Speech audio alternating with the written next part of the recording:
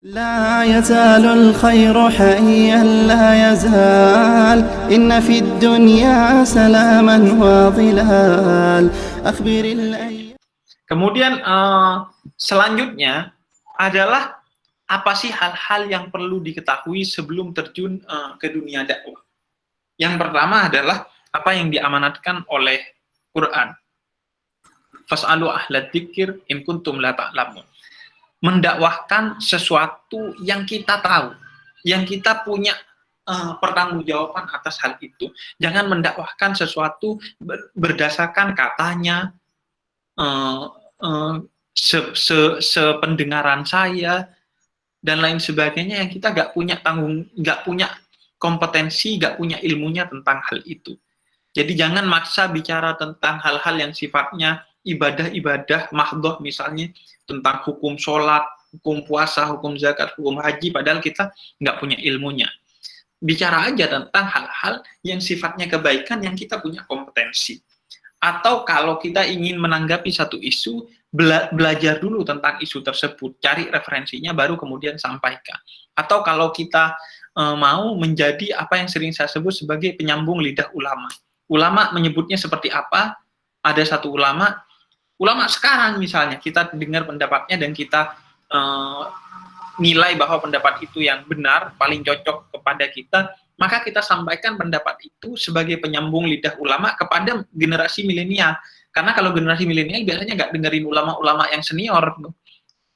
Karena kalau ulama-ulama senior itu bacakan hadis, bacakan ayat, nanti disangka sedang meruqyah oleh generasi milenial ini kadang.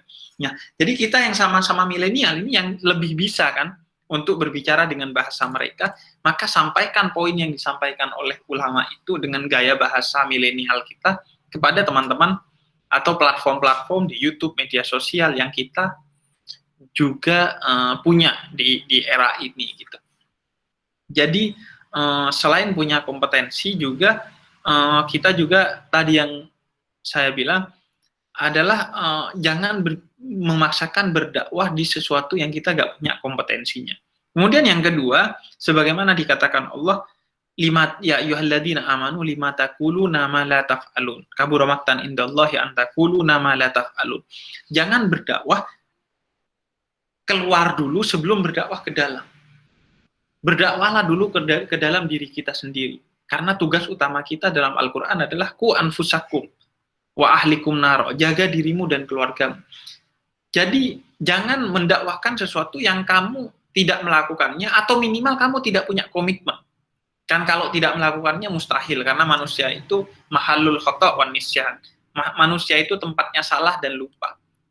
Nggak mungkin manusia nunggu sempurna. Berarti kalau manusia harus mendakwahkan sesuatu yang dia sudah melakukannya, nunggu sempurna dulu dong.